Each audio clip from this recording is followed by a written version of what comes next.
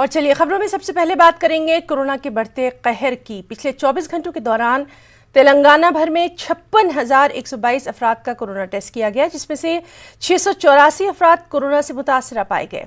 महकमा सेहत की एक रिपोर्ट के मुताबिक पिछले 24 घंटों में रियासत भर में कोरोना से 3 मरीजों की मौत की इत्तला है। कल एक ही दिन की अगर बात करें तो 394 अफराद सेहतियाबी के बाद हॉस्पिटल से घर को गए। रियासत भर में 4,965 एक्टिव मामले हैं, जिनमें 1,873 अफराद होम क्वारंटीन हैं। ग्रेटर हैदराबाद के हुदूद में 184 नए कोरोना के मामले दर्ज किए गए।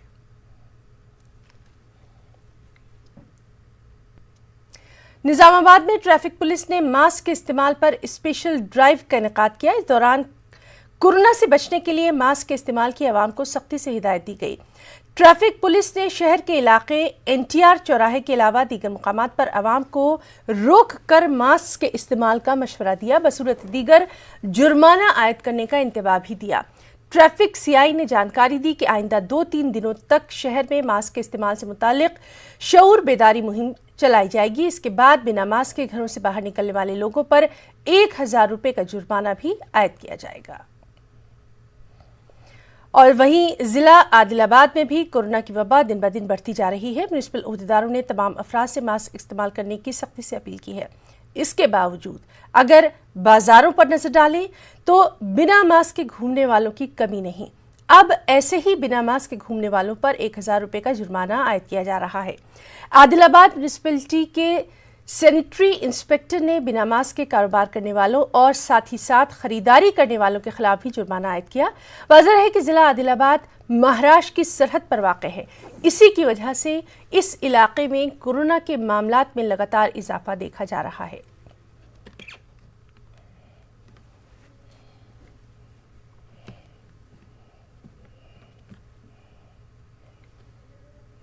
और चलिए अब बात करेंगे नागार्जुन सागर ज़िमनी इंतखाब की।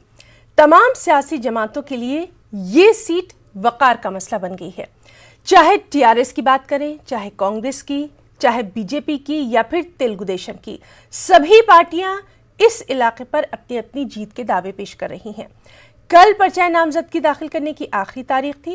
रिटर्निंग ऑफिसर की इत्तला के मुताबिक नागार्जुन सागर असेंबली हल्के के लिए जुमला 78, जी हाँ 2, 3, 4 नहीं 78 उम्मीदवारों ने पर्चा नामजदगी दाखिल की है। 3 अप्रैल पर्चा नामजदगी वापस लेने की आखिरी तारीख है। 17 अप्रैल को नागार्जुन सागर असेंबली हल्के के लिए वोट डाले जाएंगे। नाज़रीन, इस पर बातचीत के लिए हमारे साथ मौजूद हैं TRS पार्टी के रियासती social media convener Jagan Mohan Rao ji. Jagan Mohan Rao ji, आपका बहुत बहुत इस्तकबाल करना चाहेंगे, वेलकम करना चाहेंगे न्यूज़ 18 उर्दू में, और आपसे जानना चाहेंगे ये नागार्जुन सागर असेंबली हल्का, इतने सारे यहाँ पर कैंडिडेट्स हैं, TRS किस तरह से यहाँ पर अपने जो कैंडिडेट है उसके लिए अलग जीत का दावा करती है?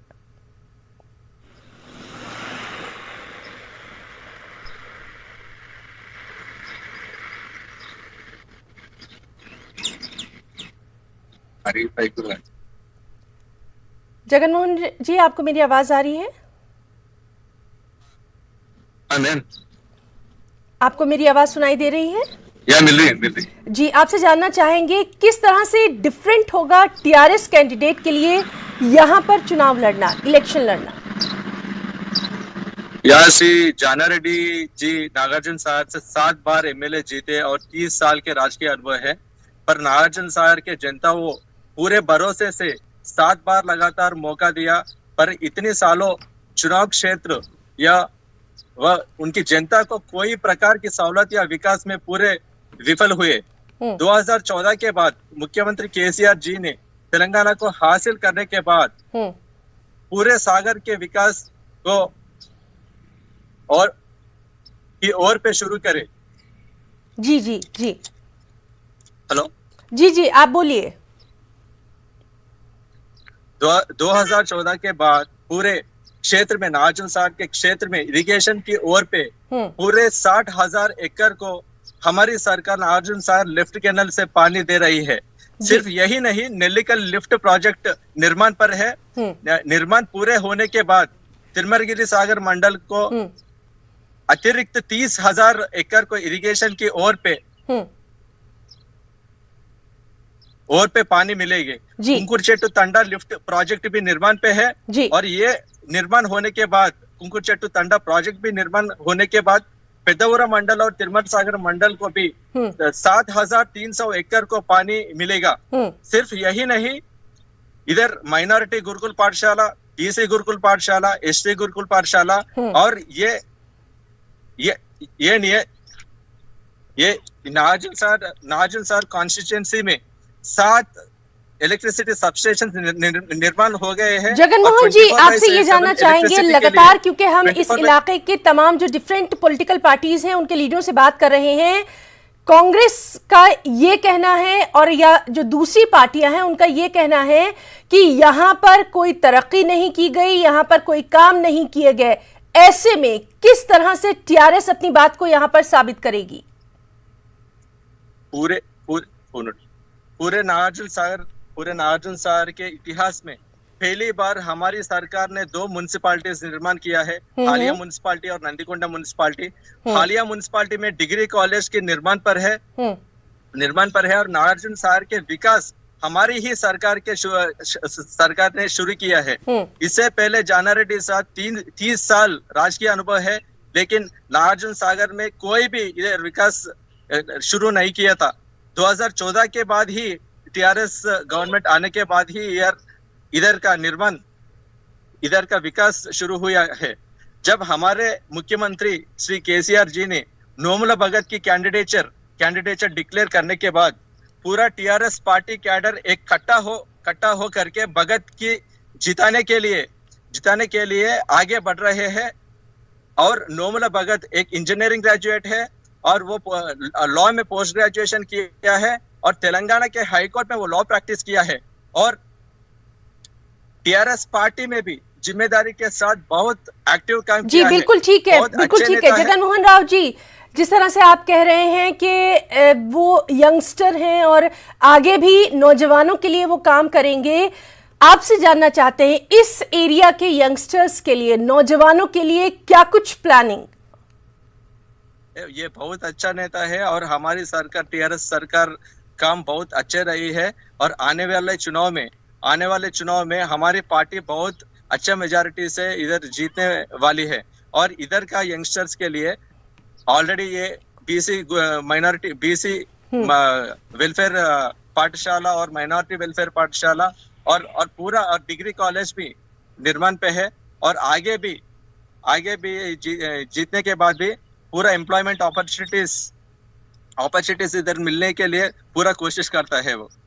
जी, आपसे ये भी जानना चाहेंगे, आप सोशल मीडिया कन्वीनर भी हैं और सोशल मीडिया से आज का जो यंगस्टर है, जो नौजवान है, वो बेहद जुड़ा हुआ है। यहाँ की अगर हम बात करें तो ये सीट बेहद इंपॉर्टेंट हो जाती है, खास तौर से आगे आने वाले इलेक्शन के लिए।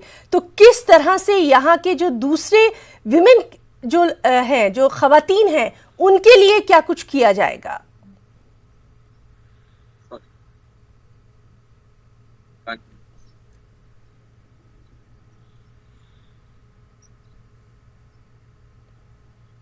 जी, आपको मेरी आवाज आ रही है?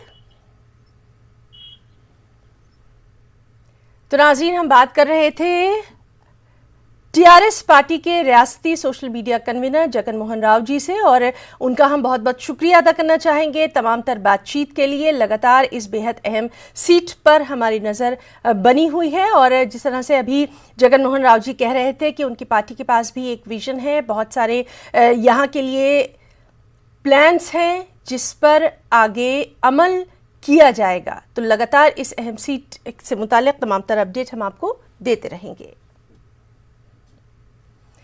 एक और अहम खबर, रियासत तेलंगाना में आइंदा 3 सालों तक कोई सरकारी मुलाजिम वजीफ़ा हुस्न खिदमत पर सुबकदोश नहीं होगा, क्योंकि रियासती हुकूमत ने वजीफ़े की हद उम्र में इजाफे से मुताल्लिक गज़ट जारी किया है। रियासती हुकूमत ने सरकारी मुलाजमीन के वजीफ़े की उम्र को 58 से बढ़ाकर 61 कर दिया है। अब 2024 तक रियासत में कोई सरकारी मुलाजिम का वजीफा नहीं होगा। आज यानी 31 मार्च को रियासत भर के मुख्तलिफ महकमों में जुमला 750 से ज़ायद मुलाजमीन वजीफा हुस्न खिदमत पर सुबकदोश होने वाले थे और हुकूमत के ताज़ा अहकामात के बाद जाहिर सी बात है कि अब ये मुलाजमीन 2024 में वजीफे पर जाएंगे और रियासती हुकूमत के ताज़ा फैसले से सरकारी खजाने पर सालाना 2500 करोड़ का इजाफी बोझ आयद होगा।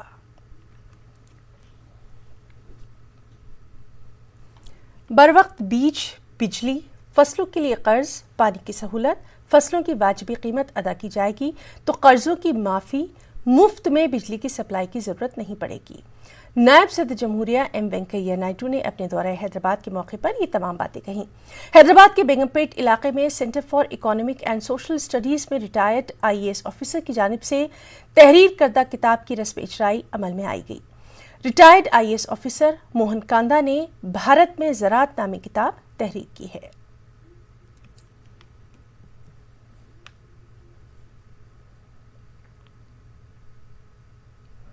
Size.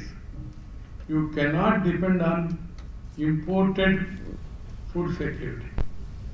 So you need to sustain agriculture. Second, you need to focus on protein food.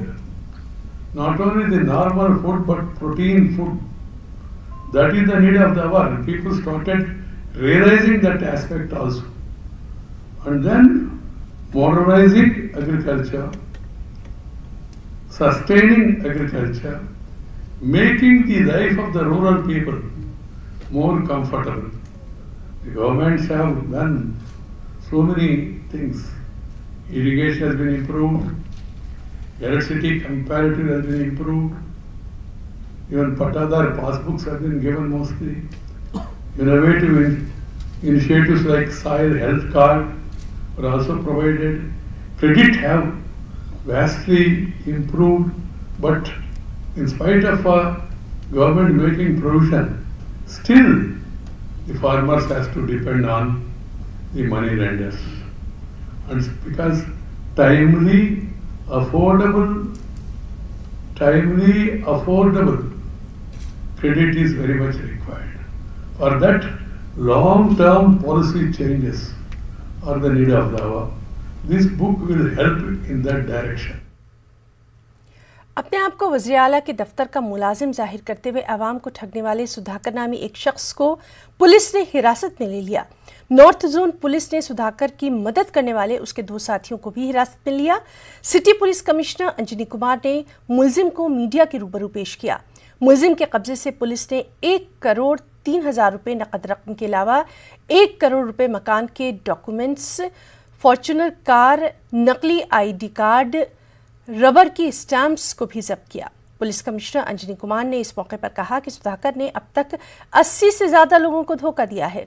शहर को तीनों कमिश्नरेट में सुधाकर के खिलाफ 8 केसेस भी दर्ज हैं।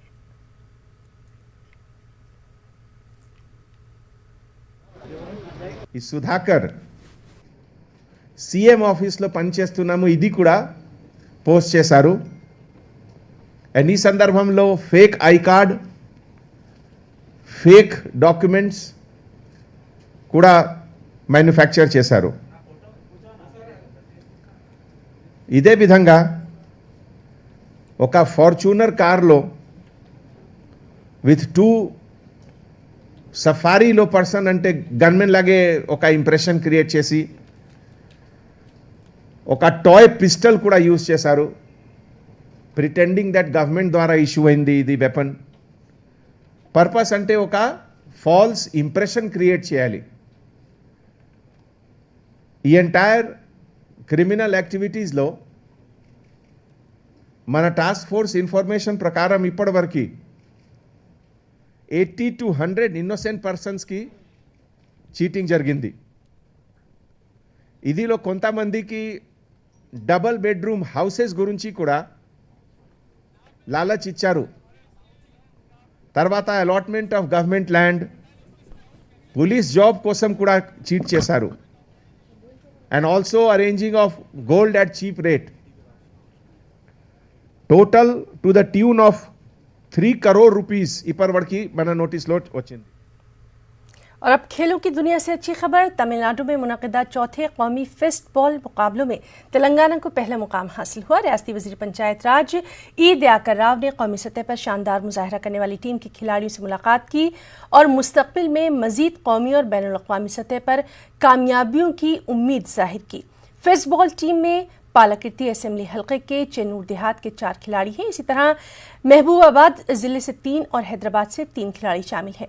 इस मौके पर ई दयाकर राव ने कहा कि वज़ीर आला KCR की क़यादत में रियासत में खेलों को फ़रोग़ दिया जा रहा है। वक्त एक ब्रेक का।